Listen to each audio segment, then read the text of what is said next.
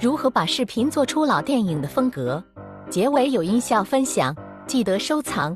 打开 Final Cut Pro， 找2段调过色的素材，在效果面板风格化里面找到老电影效果，调整下参数，然后再添加一个投影仪的效果，调整下参数。为了效果更真实，可以再加个形状遮罩。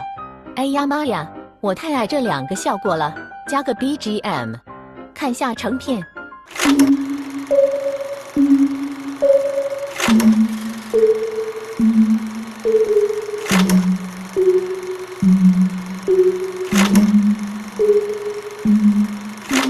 还凑合吧，哈哈哈哈哈哈哈哈！比心。